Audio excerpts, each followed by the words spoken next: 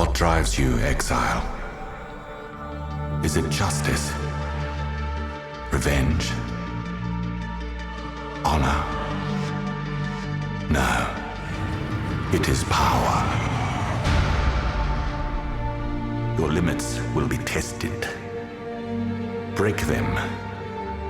Do what is thought impossible, and the Atlas will follow.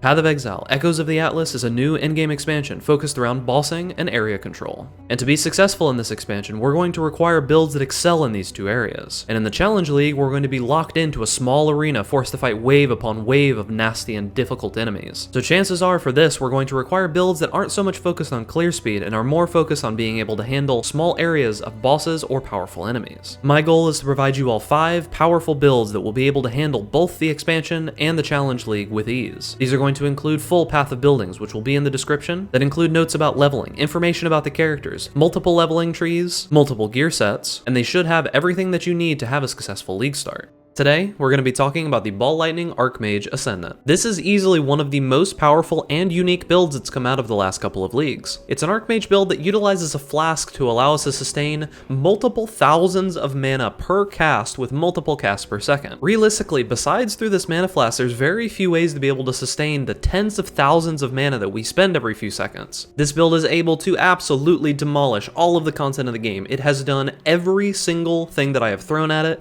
including 100% delirious like tier 16 maps. We completed Hall of the Grandmaster with this build. We've done anything from the 5-way that you can see in the background right now, which is the highest tier of Legion map that you can do. I've killed every single endgame boss, including Cortex, Uber Elder, Cirrus 8, everything with absolutely no problems whatsoever. This build is a little bit more advanced, so I suggest that if you are a relatively new player, you try one of my other guides, as those will probably be more friendly to you. Now, as for the Ascendancy changes, I really didn't think that this would ever happen. However, the build actually got a buff. The new Pathfinder Ascendancy gives us 4% of our life recovered whenever we use a flask, and as you might know about this build, we use multiple flasks per second. So we're going to be recovering tons of life every single second. So on top of our already excellent regeneration, we're going to have even more now. We did lose a very small amount of damage from the Inquisitor changes as well as the Pathfinder changes to the Ascendancy, but these very small amounts of damage really aren't going to matter when we're melting every single thing in the game already. I know some people have been asking me about things like the Elementalist, but honestly I don't think the Elementalist Ascendancy is going to be good for the Ascendant. There's plenty of ways that you can deal with reflected damage. The exposure is nice, but it's not as much damage as you would get from the Inquisitor,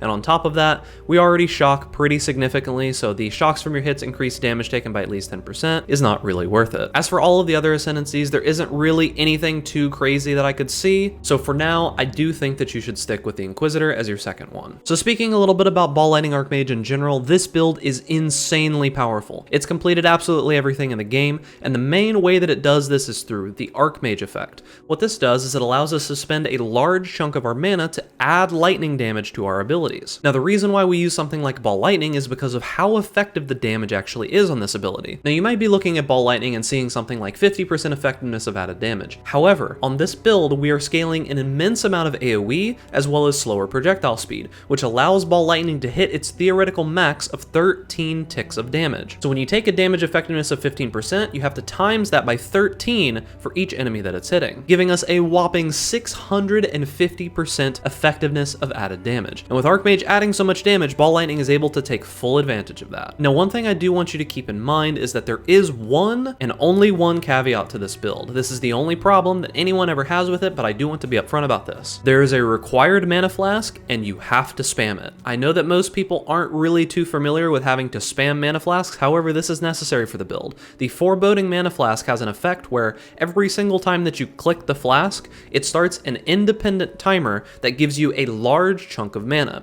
So if you hit this flask 3 times per second, you're going to get the full effect of the flask 3 times per second. And you'll notice in the background of the video here that my mana is jumping all the way back up to full constantly. This is the flask. What I personally do is I put the flask on spacebar, and that makes it significantly easier to hit it the amount of times that you're supposed to. So if that sounds okay to you, this is one of the most impressively powerful builds for the amount of gear that you need for it. And also with the return of harvest crafting, we're going to be able to craft some absolutely ridiculous gear, and this build can make full use of some insanely harvest crafted gear. So now that I've given you a little bit of a preview of the build, let's jump into the game and take a closer look. Hey guys, Big Ducks here, and welcome back to the channel. Now if you're enjoying my content, make sure that you like this video so that you can see more of it. Also, over 75% of you are still not subscribed to the YouTube channel. If you want to make sure that you see the latest up-to-date League Start content, make sure that you subscribe so that you can get all of these videos right in your feed. Now I do want to remind you that there is going to be a playlist up in the top right corner now that has all of my League Start content for 3.13. So if the preview of this build didn't do it for you, check out that playlist and you can maybe find something that's a little bit more suitable for what you're looking to do. Now without further ado, let's get back to the guide. Alright boys, so if you've made it this far into the video, that means you're looking for a little bit more information on how to League Start with Ball Lightning Archmage. Now as I said previously, this is one of these slightly more complicated builds that you're going to be wanting to do for League Start. However, it does still work, and I have made some pretty significant improvements to the actual leveling section, so the leveling should be a little bit easier to do. I've got some good info for you on how to get the gems early on, and it won't be too bad. In previous leagues, I had some pretty big issues with it, but now it really isn't that bad at all. So let's talk about these skills and then we'll get into the rest of it. So as I said, with Stormblast Mine, this ability is just a mine ability. You're going to place it on the ground and you're going to put detonate on left click, and as you move around, it will provide a ton of clear, a ton of single target damage, and then what you're going to do on top of that is you are going to be dropping down Orb of Storms. So anytime that you're on, say, a difficult boss, right, you'll drop Orb of Storms on top of them, and every time you use one of these abilities, you'll get a little pulse of damage from your Orb of Storms. So if you link Orb of Storms with the links that I show you in the Path of Building, this plus Stormblast Mine will be more than fine to carry you all the way up to 38, which is when you can swap over to Ball Lightning Archmage. Now when you do swap over to Ball Lightning Archmage, you are going to need a few abilities. These are very important and you're going to have them. The ones that you're going to need are you're going to need Arcane Cloak, and you're going to have to link Arcane Cloak to Arcane Surge. Arcane Surge you can get very early on, you can start using it immediately if you like, but it doesn't really work super well with mine abilities, so I would link this to Orb of Storms if you want to, but you don't really need it. The other thing that you're going to want to grab is Arcane Cloak. Arcane Cloak is very, very powerful for this build. I use it on left click, and once you do get the node down here that says recover 20% of mana over 1 second when you use a guard skill, this plus all of our mana recovery makes it so that when you use Arcane Cloak, it basically provides you all of the mana back that you spent for it, meaning you get a ton of shield, you get a ton of mana back, mana recovery, and all kinds of good stuff. And it gives you a bunch of damage as well. And then there's Ball Lightning. So Ball Lightning is going to be a little bit tough to come by. This is the main damaging ability of this build. You're going to need to get this from Siosa. Now, the problem previously was the fact that it was really hard to get chance orbs. However, I'm no longer blind, and I have learned that you can actually purchase chance orbs from the vendor for fusing, and fusings are not that hard to come by early on. So very early on, you can get a chance orb, if I can find it here, by getting a fusing, and if you need to buy a fusing, you can buy a fusing for 4 jewelers. 4 jewelers is 2 orbs of alteration each, so ideally you can turn 8 orbs of alteration into a chance orb. So worst case, you go out, you pick up a whole bunch of yellows while you're leveling, you identify them, and you vendor them, and you get those 8 alteration orbs if you can't find any jewelers or any fusings or any chance orbs. And then what you're going to do is you're going to do the library quest. This is in Act 3. You'll come over to the library, you'll be able to talk to Siosa here, you do his quest, you gotta go find some golden pages, and then you will be able to buy Ball Lightning from Siosa, even though the Scion doesn't get it normally. It's right here, it's 1 orb of chance. So once you've gotten Ball Lightning, it isn't the last thing that you need to do, because you're going to need Unleash as well, which you get in Act 4. That will solve your issue of not having access to almost any gems until Act 6 in this game. So doing the library is very useful in this build, I suggest that you do it. Now what I want to talk about beyond that is that the way that you're going to be able to carry the damage of this build early on, because it really does not get very much damage from the tree whatsoever, is you're going to need to do a vendor recipe. Now I have talked about this vendor recipe quite a few times before, but this time it is very, very important that you do it, because if you don't do this vendor recipe, the build is really not going to feel good until you swap over to Ball Lightning Archmage. So what this vendor recipe is it's a way to get added damage. And added damage scales extremely well with Stormblast Mine, and it is still going to be good on top of that later on. So what it is it's any blue wand plus an Orb of Alteration plus any pure statted resist ring, meaning a ruby ring, a topaz ring, or a sapphire ring. Now I'm going to suggest, because the way that this build works is that we scale lightning damage, that you always do topaz rings this time around. You're going to want to get topaz ring. Eventually you're going to want it to be rare quality so that you can get the level 20 version, which has a bunch more lightning added damage to spells. However, you can do the lower ones earlier, but really make sure that you use this for leveling this build. If you do, you will have a significantly easier time than otherwise. If you just try to wing it, you're going to be in for some pain. 2 of these wands will really carry your damage all the way up to 38, and when you do get to 38, you can make the transition over into Ball Lightning Archmage. Now I do want to talk about this transition a little bit because it is important. Transitioning to Ball Lightning Archmage is gonna be a little tough, but I personally do it right at 38, and that's the first moment that you can get Unleash. Now a lot of people think that you actually have to kill Malachi to get the Unleash gem. However, it is when you open up the harvest is when you actually get it. It's when you give the 2 heads of Comb and Duresso to Diala and she pops open the entrance. That's when you can actually get it. You probably won't be 38 by then if you're pushing through the game. When you do get access to Unleash is the moment where you're able to go full Ball Lightning Archmage. And when you do get to that point, you're going to need a couple things to be able to do it. You are going to need the Agnostic node. This is very important for making sure that you are going to be able to recover your life. And then also you're going to need this Dynamo node and the mana nodes near it. These 2 things together will make your life significantly easier. You are also going to need to keep on top of your mana flask. You'll need to buy a new one or find a new one whenever you can. And when you start getting towards the end game and you get to around the Eternal Mana Flask, you should start trying to roll this Foreboding Mana Flask and get ready to start using it towards the end game, because you're going to need it. The Foreboding Mana Flask is absolutely mandatory. You cannot do without this. I will say this a million times. This build works because of the Foreboding Mana Flask. You cannot use Enduring, you cannot use anything else. Foreboding or nothing, it will not work without it. And the way that this Mana Flask works is that every single time you click it, it starts an independent timer. So the idea is that this flask can be used like 5 times before it runs out of charges, plus with the Pathfinder Ascendancy from the Ascendant, you can get a whole bunch of extra flash charges gained. You get 3 charges every 3 seconds, 15% chance for flasks not to consume charges, and we have a bunch of stuff that just makes it so that we gain flash charges constantly, and we reduce the amount of flash charges that we use. Almost all of the nodes on this tree is just designed so that we can get more mana from our flasks. I mean, legit, we spend a lot of time getting flask nodes. That's pretty much all that we care about. So let me give you an example here, okay? So this flask right here, you are going to be clicking this multiple times a second. You kind of have to get into a rhythm. So the idea is you're going to be hitting this button a couple times a second, right? Like just maybe 2 or 3 times a second, and what you'll notice is that after a while, you'll see my mana start to just infinitely refill itself. Do you see how it's just popping back up to full constantly like that? When you start using this Foreboding Mana Flask and you get the actual like stack of them going, you have almost unlimited mana. So you can see I have 6,400 mana in my pool right now. That's honestly not even that much. You could get significantly more than that if you really did invest into getting more mana. I'm spending, what's the cost of my spell? 2,400 mana right now with my spell, and you can see it takes like almost half of my mana pool, and it was filling back up to full constantly. So the idea is that mana is not only our life, it is our recovery of our life, it is our damage, it's everything. Mana is all that matters. And when you have this Foreboding Mana Flask and you spam it, you are going to get all of your mana back at all times. So I really, really want to stress this. This flask is mandatory. I have had so many people come into my Discord, come into my stream, go on the YouTube comments and say, hey, I can't keep my mana up, I don't know what's going on, I have no idea what I'm doing wrong, and it's almost always the mana flask. use it, you can't get away from it. The last thing that I want to talk about while leveling is that you do need to stay on top of your resistances.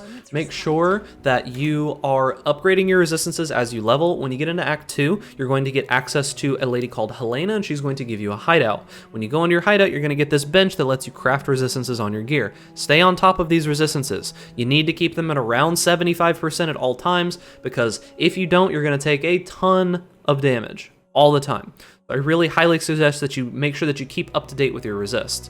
You can get this 16 to 20 resist of fire, cold, or lightning very, very early on, and all it costs is a transmutation orb. Put it on all of your gear. Make sure that your stats stay up. Focus on life, focus on mana, focus on resist. That's all that you really have to worry about. So now that I've told you about how to level, now that I've told you about the vendor recipe, about keeping resists on your gear, and the mana flask, let's go into path building and talk about the tree. If you're not familiar with what path of building is, this is a tool that is made by a member of the GGG team and now maintained by the community. This tool is excellent. It's a character builder. It'll tell you all kinds of good stuff like damage, resistances, stats. It allows you to plan your skill tree, and I spend a ton of time on these path of buildings. There is a huge amount of information in here, so make sure that you go down in the description, you grab the Path of Building community fork, and you load the Pastebin in that's linked underneath it. It's going to be an excellent little guidebook for you as you're leveling up your character. So let's hop into Path of Building. So now that we're over here in Path of Building, I want you to know that this is very important because Ball Lightning Archmage is not the most straightforward build to play, especially early on. So you're going to need to follow this pretty closely, make sure that you put in the right points, and to do that, you're going to need these extra leveling trees that are down here in the bottom. So we'll start off with this first one so you can get kind of an idea of what you're supposed to do. So very early on, you do have access to some resist nodes here that are very easy to get. You can actually get 28 to all resistances for these 5 points. So these are good if you need a little bit of extra help with resistances. However, early on, I suggest that you come out through mana. You come over here, get this regen, and you grab these 3 elemental damage nodes. This is going to be the only damage that you get for quite a few levels, so you really need to grab these, okay? I suggest that you do get both of these sections. I know that we're starting with a mine, and with Elemental Overload, we are not going to be able to crit with that mine. However, on bosses, we will still be able to proc this quite easily because of Orb of Storms. So you need to make sure that you're using Orb of Storms. You can even add like increased crit strikes to it if you want early on. I don't think that's necessary, but you can. So keeping this up on bosses will make us do a ton more damage. And then also heading up to Lightning Walker, we do scale mainly lightning damage here. That's why I suggest that you do the lightning wands when you're using the vendor recipe, and then we're going to be getting life, mana, and regeneration. So this next tree is where you're going to make the transition to actually Ball Lightning Archmage, because we can do that at around 38. The first ascendancy point that you're going to get before we swap into the next one is really, honestly, useless. It's dexterity and a passive point.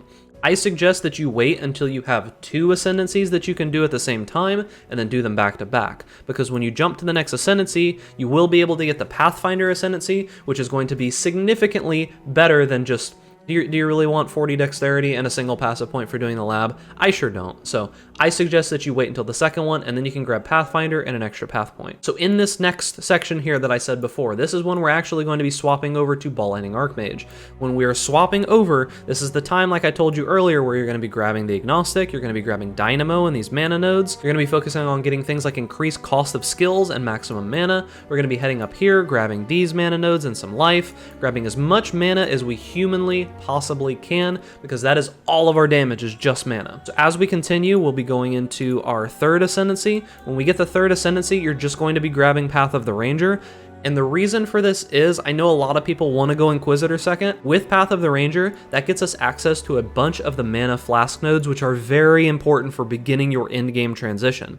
And you're probably not going to have access to Uber Lab very quickly. So while the Inquisitor is very good, going Path of the Ranger is important because of Primal Spirit and Druidic Rite. These two are going to give you flash charges, flask effect duration. It's going to give you a bunch of mana. You really do need these points. They're super important, so I do suggest that you go the Pathfinder, Path of the Ranger first. Beyond that, we're going to be grabbing a bunch more mana and flask nodes. We're going to be going down here and grabbing Battle Rouse, which will help us get some mana recovery whenever we take damage. We are going to be continuing over to the left. At this point, you can start swapping over to a staff when you're hitting the end game.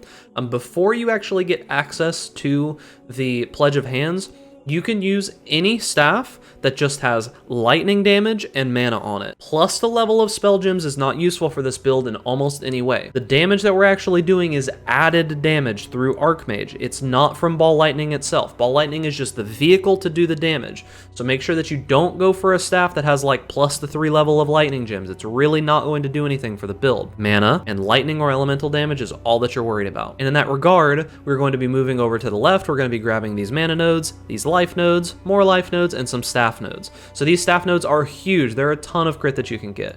Beyond that, we also do have these staff and block nodes that are up here, as well as some spell damage. Chance to gain on Holy Might doesn't really do anything for us, but these nodes are quite good. So that's most of what you need to know as you continue.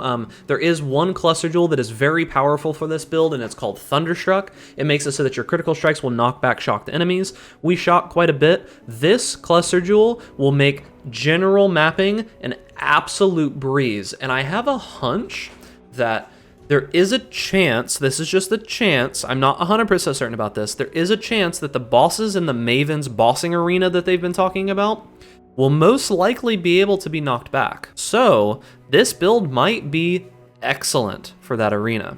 Don't quote me on that. It might not happen. That's why I didn't make a point of being like, yeah, it's gonna be something that you can do. Make sure that you do it. It might work.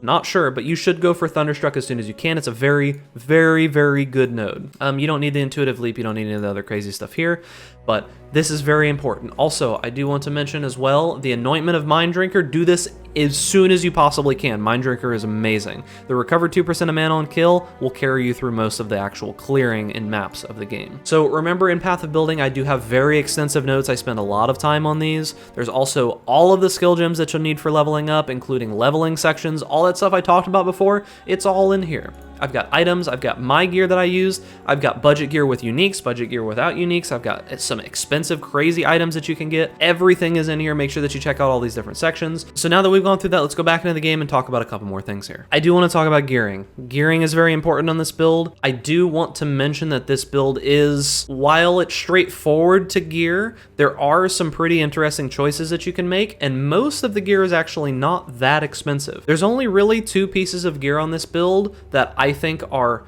insanely good for it that cost any kind of money. There are huge upgrades that you can get. Like you can see my chest piece here is, you know, power charge on crit and explodey and spell crit and mana, all kinds of stuff. I made this in Harvest. We're getting Harvest back, but I don't know how easy it is going to be to make a chest piece like this again. But the 2 things that you're looking for are a Pledge of Hands and Omeacons. These 2 items are probably the only expensive pieces of the build that really do make it shine quite a bit. Now, Pledge of Hands is going to be a little hard to get early on. However, I have a guesstimate that because the changes that we're getting to the Atlas, like skill tree things, where Legion is going to be much more common, I think Pledge of Hands is not going to be as rare as it might have been previously. This staff is amazing for a lot of builds, so it will be a little tough to get a hold of, but there are a couple things that you can do. Make sure that you look out for the Divination cards for this. I think it's called the Pact. Yeah, so it's called the Pact, is the Divination card for this. Historically, they're a little bit cheaper than the actual staff itself, and also keep in mind, the stats on this are not as important as just having the staff. If you can't afford a 159 increased spell damage or something crazy like that early on, just get any of them that you can. You can always use Divine Orbs on it later. The links also don't matter. All that you need to know is that with this staff, a 5-link can carry you through the entirety of the game, and a 4-link Pledge of Hands is better than a 6-link like chess piece or something like that. It is absolutely that good. So I do suggest that you get the Pledge of Hands as soon as humanly possible if you're playing this build. The other unique is Omeacon. These aren't needed, however, they are very good for the build. The biggest thing about them is the fact that you get a bunch of dodge, so we do get the full 20% dodge, and you just have perma onslaught, perma movement speed, and a bunch of mana. The damage penetrates elemental resistances is also a really good enchant on this, but you don't need it. Now the lose 7% of mana per second is offset by our Clarity aura that we run. We do run Wrath and Essence Worm, and we could, I know there are some people that say, oh, Big Ducks, why didn't you go Supreme Ego? Well, personally, I use a Clarity Watcher's Eye, so while Supreme Ego would be more damage, the Clarity's Watcher's Eye, which you don't need, this is an expensive option, you don't need this, but it is a ton of defenses. The Clarity Watcher's Eye does a ton for this build, so the Clarity does help you at least stay kind of mana positive most of the time, because if you turn Clarity off, your mana is just gone forever, and it never comes back. It just completely depletes instantly. Whereas with it, it's not so bad, and it's only a little bit of reserve. So that's the idea. Those are the only two uniques that are expensive. Crown of the Inward Eye is very, very good for this build, and it's always super cheap because Cirrus drops it all the time. And then there's also Essence Worm. This is normally like 2 or 3 chaos early on. You pop a Wrath into it, it's very good. The rest of this build, you're just looking for mana, life, resistances, and that's pretty much it. Just get some mana, get some life, get some resistances on your gear. You can get this amulet. It drops from Incursion. So you can get the node that says Zopex there that gives you mana and percentage increased mana. Incursion's going to be more common again now with the Atlas skill trees, so this shouldn't be too hard to get. Everything else is not that bad. As for a chess piece, you really don't need this crazy chess piece. With Harvest, we can craft it. I'm not saying we can't. I made this one with an Awakener Orb. However, you just want to go for a Shaper's chess piece that has the Mind over Mana effect on it and maybe recover mana on kill. That's really all you're looking for. You can do that with, what is it, Lucent Fossils, I think is what they're called. Is Lucent the mana one? Either way, it's the mana fossil. You can use that to craft on a Shaper chess piece. The sockets don't really matter. I just throw Vol gems in here and I keep my slower proj in there that I switch back between like bosses and such. And that's pretty much it for the gear. The flasks, Dying Sun is very, very, very good for this build. Adziri's Promise is very good for this build. We use a crit flask. We use the Foreboding Mana Flask, which is absolutely mandatory. And then we use the Quicksilver Flask of Heat. I personally like having the freeze one just in case we're not on consecrated ground, because when we are on consecrated ground, we are immune to elemental ailments. That is thanks to our Inquisitor ascendancy here. You're not always going to be on consecrated ground, so I don't like to get frozen. All right, so as always, I want to show you guys a map.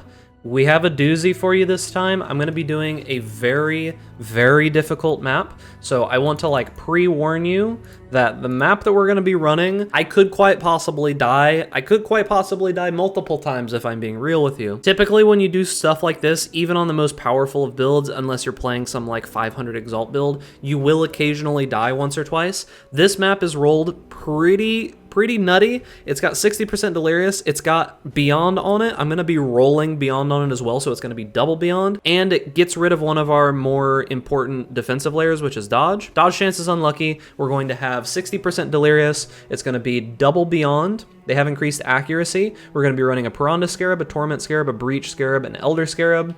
This is on Awakener 8. We've got 4 Sextants. It's increased fire damage taken, physical damage, reflected mobs, and monsters convert.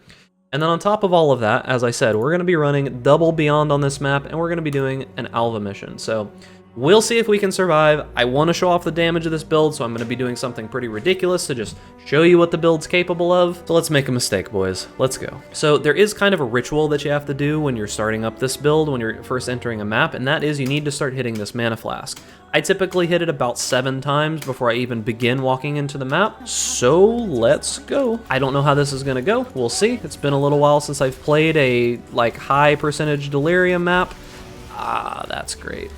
We got we got Hunter on this map, so we're gonna be taking some chaos damage, which is something that I don't have a lot of resistances for. So I, for one, am ready to die a whole bunch. Yep. Okay. Actually made it through there. I'm surprised. I'm not walking back there. You guys can't make me. So we're just gonna run forward. We're going to avoid the big Beyond boy that we had there that was looking pretty spooky. We'll probably spawn some more here because, you know, yeah, there we go. We're already beginning. There's some double Beyond action that we got going here. So you can kind of see, right? This build, it's got the damage. It's got the big deeps. You don't have to worry too much about it. We could die, possibly. We could be doing even more damage if we really wanted to. These hands, dude. I don't know about you guys, but probably my least favorite thing about the Delirium League is these hands, man. Oh, that's an Exalted Orb. Hey, look at that. That's the second time that I've gotten an Exalted Orb in a row when testing out builds for these videos. Funny how that works, huh? So, I mean, you're kind of hearing it here first. When you play Big Ducks builds, you get Exalted Orbs for free, dude. All right, we're 2 in a row now. Easy. We're going to move through the map. Let's try Alva. I'm a little bit worried about this, to be honest. Typically, these Alva portals are really dangerous. Will we be okay? Who knows? Okay, there was like 3/4 of my health. Feels good, man. But I think the damage of the build kind of speaks for itself, right? Like you guys are seeing how much damage we do here. This build is excellent. One of the more powerful builds of recent time. I think it's probably, if I can survive here, I think it's probably the highest performance build that I've been able to make in any time recently without spending like a bajillion currency on it. Because of course you can do this kind of content and even better if you're going to play something like basically whatever the big meta crazy build that all of the big boys are playing whenever it's time, right? Like it was aura stacking before. I think I lagged there a little bit. Let's get out actually. It was aura stacking before. I don't know what it's gonna be this time. There'll be some kind of, I can't even see what's hitting me. Hello? There's too much currency, boys. It'll probably be some crazy overpowered build again, and these hands are catching me constantly. Please go. There's always one. There's always some kind of crazy, nuts, powerful meta build that costs like 500 exalts that can trivialize all this content. But this build can pretty much trivialize most of this content on way less than most of those other ones. And if you want even more damage, there are some other options that you can do, like the replica combs and stuff like that. I honestly don't think that you really need it. You can kind of see how much damage this build does. But yeah, we're going to jump to the boss now. It will be there in a moment just so I can show you a slower proj and the damage that we can do on single target, because you can kind of see. The clear is pretty good. Right, so we're at the boss. We're gonna swap out GMP for slower proj. When you use slower proj, you get significantly more damage in this build. So let's see how this goes. Let's see if we get one shot by the big Peruna boy here. Now you can see, I'm kind of just like knocking him off of the screen right now. I don't actually see him anymore. There he is. As you can see, even in a 60% Delirious map, we can pretty much wreck that boss. This is T16, and with the knockback jewel that I talked about when we were talking about the Path of Building, you can knock stuff back, like, permanently.